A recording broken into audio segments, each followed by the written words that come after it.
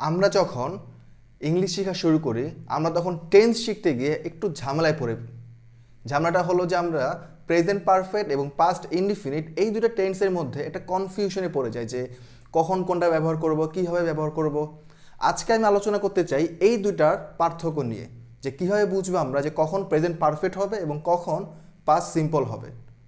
যেমন আমি দুটা বাক্য লিখি এখানে, এই যে আমি দুটা বাক্য লিখলাম, এই দুইটা বাক্যর মধ্যে আমরা খেয়াল করে দেখি। প্রথমত আমরা স্ট্রাকচার নিয়ে কথা বলবো না, কারণ আমরা স্ট্রাকচার সবাই জানি মোটামুটি, যে হ্যাভেস বসে, তারপরে ভার্বের 3 নম্বর ফর্ম বসে, আবার পাস্ট সিম্পলে ভার্বের 2 নম্বর ফর্ম বসে। এই কোনো আলোচনার বিষয় না আমাদের।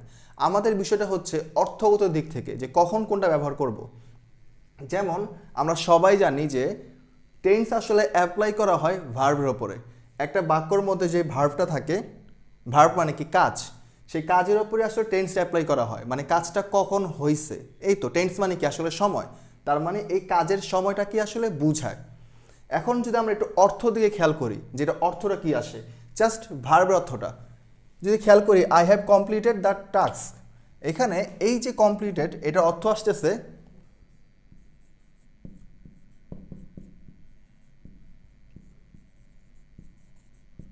শেষ করেছি। আর যদি এখানে খেয়াল করি, অর্থ আসতেছে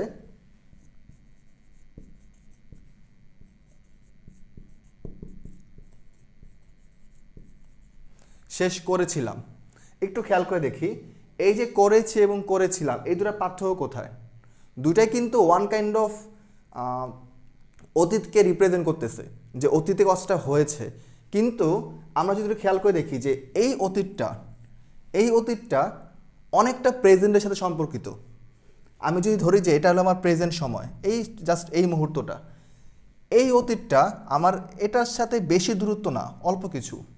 আর যদি এটা অর্থটা খেয়াল করি, করেছিলাম মানে অতীতে, এটা একটুর সম্পর্ক একটু বেশি দূরে, মানে দূরত্বটা বেশি ওর সাথে সম্পর্কে। তো এখান থেকে আমরা বুঝি যে আমরা যখন 9-10-এর বইতে পড়ছিলাম যে প্রেজেন্ট পারফেক্টের সংজ্ঞাটা কি, তারা সেখানে লেখা ছিল যে প্রেজেন্ট পারফেক্ট হচ্ছে যে যে কাজ একটু আগে শেষ হয়েছে বা ফলাফল এখনও বিদ্যমান। তার মানে কি, যে কাজটার সাথে এখনও সম্পর্ক আছে প্রেজেন্ট মোমেন্টের, মানে এক্স্যাক্ট এই মোমেন্টের এখনও সম্পর্ক আছে, সেটাই প্রেজেন্ট পারফেক্ট। তাই এটা অর্থ হচ্ছে করেছি মানে কিছুক্ষণ আগে, আর করেছিলাম মানে অনেকক্ষণ আগে। তাই এটা সম্পর্ক একটু বেশি দূরে আর এটা সম্পর্ক একটু কাছে। আমরা আরেকটা উদাহরণ খেয়াল করে দেখি, আশা করি ওই উদাহরণে আরও বেশি ক্লিয়ার হয়ে যাবো আমরা। যেমন আমরা এই দুটা বাক্য থেকে খেয়াল করি, এখানে লিখলাম I have met him last week, মানে আমি বললাম যে আমি লাস্ট উইকে, গত সপ্তাহে আমি তার সাথে দেখা করেছি। আর এখানে বললাম যে I met him this week, তার মানে আমি এই উইকে তার সাথে দেখা করেছিলাম। একটু খেয়াল করে দেখি যে অর্থগত দিক থেকে কি এটা ঠিক আছে। ছোট্ট একটা কারেকশন এখানে লাগবে, একটু খেয়াল করে দেখি। যখন বলতেছি লাস্ট উইক, তার মানে কি লাস্ট উইক একটু বেশি দূরে প্রেজেন্ট মোমেন্টে থেকে। তারপরে যদি আমরা দেখি যে দিস উইক, এই দিস উইক কখন বোঝায়, দিস উইক বোঝায় মানে এখনও চলমান, উইকটা শেষ হয়ে যায় নাই, রানিং উইক। তার মানে কি ওর সাথে একটা প্রেজেন্টের সম্পর্ক বেশি ক্লোজ, ওর সাথে সম্পর্কটা বেশি কাছাকাছি প্রেজেন্টের এই মোমেন্টের সাথে। তাই এই বাক্যটা একটু চেঞ্জ করতে হবে। সেই চেঞ্জটা হলো এই লাস্টের জায়গায় যদি আমরা দিস লিখি, দিস, আর এখানে যদি লাস্ট লিখি, তাহলে বাক্যটা হয়ে গেল। কারণ দিস উইক মানে এখনও রানিং উইক, বর্তমানে প্রেজেন্ট, রাইট। আর লাস্ট উইক মানে এটা গত সপ্তাহ, এটা অতীতটা বেশি দূরত্ব বর্তমানের সাথে। তো আমরা এখান থেকে মোটামুটি ক্লিয়ার হলাম যে আসলে কোন সময় কখন আমরা ইউজ করব, প্রেজেন্ট পারফেক্টটা কখন ইউজ করতে হয় এবং পাস্ট ইনডিফিনিটটা কখন ইউজ করতে হয়।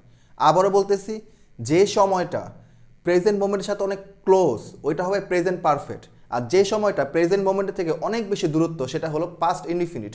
অনেকে আবার বলে যে 10-15 মিনিটের ব্যবধান, যদিও এটা মানে এভাবে হয় না, তারপর অনেকে বলে যে যে প্রেজেন্ট মোমেন্টের সাথে 10-15 মিনিটের ব্যবধান সময়টাই হলো প্রেজেন্ট পারফেক্ট। যদি এরকম আসলে বলা যায় না, বাট অনেকেই বলে কথাটা। এছাড়াও আরও কিছু অ্যাডভার্ব আছে, যে অ্যাডভার্বগুলো আসলে প্রেজেন্ট পারফেক্টের সাথেই শুধু ইউজ হয়, অন্য কোথাও ইউজ করা যায় না। যেমন দেখাই অ্যাডভার্বগুলো, আমরা যদি 4টা বাক্য দিয়ে খেয়াল করি, এখানে দেখব একটা শব্দ আছে এখানে অলরেডি, এখানে আছে ইয়েট, এখানে আছে জাস্ট, এবং এখানে এভার। এগুলো হচ্ছে অ্যাডভার্ব, যেগুলো বেশিরভাগ সময় ইউজ করা হয় প্রেজেন্ট পারফেক্টের সাথে। I have already finish it, আমি এটা ইতিমধ্যে শেষ করে ফেলেছি। Have you completed your project yet, তুমি কি তোমার প্রজেক্ট শেষ করেছো? এই যে অলরেডি, ইয়েট, জাস্ট, এভার, এগুলো মূলত প্রেজেন্ট পারফেক্টের সাথে ইউজ করা হয়। এছাড়া আরও 3টা শব্দ আছে, যেমন আরও 3টা অ্যাডভার্ব আছে, আমি এখানে ইউজ করতে পারি। আমরা যদি খেয়াল করি এই 3টে উদাহরণ দিকে, আমরা দেখব যে এখানে নেভার ইউজ করা হয়েছে, দেন রিসেন্টলি, দেন সোফার। এই শব্দগুলো যখন ইউজ করা হয় তখন আসলে এগুলো প্রেজেন্ট পারফেক্টের উপর ইউজ করা হয়। এছাড়াও নানান জায়গায় ইউজ করা হয়, বাট এই শব্দগুলো মূলত, এই অ্যাডভার্বগুলো মূলত প্রেজেন্ট পারফেক্টের জন্যই বেশি ইউজ করা হয়। তো এখন থেকে আমরা যখন প্রেজেন্ট পারফেক্ট ইউজ করব, তখন আমরা খেয়াল করব যে এটা যত বেশি ক্লোজ থাকবে প্রেজেন্ট মোমেন্টের সাথে, আমরা এটাকে তত বেশি সুইটেবলি ইউজ করতে পারবো। এবং পাস্ট সিম্পলটা আমরা ইউজ করবো তখন যখন এটা একটু বেশি দূরত্ব, যেমন লাস্ট উইক, লাস্ট ইয়ার, দেন ইয়েস্টারডে, এগুলা কি, এগুলো একদম বলে দিচ্ছে যে কোন সময়টা, এবং লাস্ট মোমেন্টটা বলতেছে ওরা, এবং এগুলা আসলে রিপ্রেজেন্ট করতেছে একটু দূরবর্তী একটা সময়কে। আর প্রেজেন্ট পারফেক্ট আসলে ক্লোজ সময়টাকেই রিপ্রেজেন্ট করে। এছাড়াও কিছু ওয়ার্ড আমরা দেখলাম, adverb, recently, just, never, ever, already. আমরা যখন প্রেজেন্ট পারফেক্ট ইউজ করবো তখন আমরা চেষ্টা করবো এই ওয়ার্ডগুলো ইউজ করার জন্য, তাহলে আমাদের লেখাটা আরও সুন্দর হবে। এই পার্থক্য ছাড়াও যদি আপনাদের আর কোথাও কনফিউশন থাকে টেন্স নিয়ে বা অন্য কোনো টপিক নিয়ে, আমাদের কমেন্টে জানাতে ভুলবেন না। আমরা ইনশাল্লাহ চেষ্টা করব পরবর্তী ভিডিওতে আপনাদের সমস্যা নিয়ে কথা বলতে। আজকে এই পর্যন্তই, কথা হবে পরবর্তী ভিডিওতে।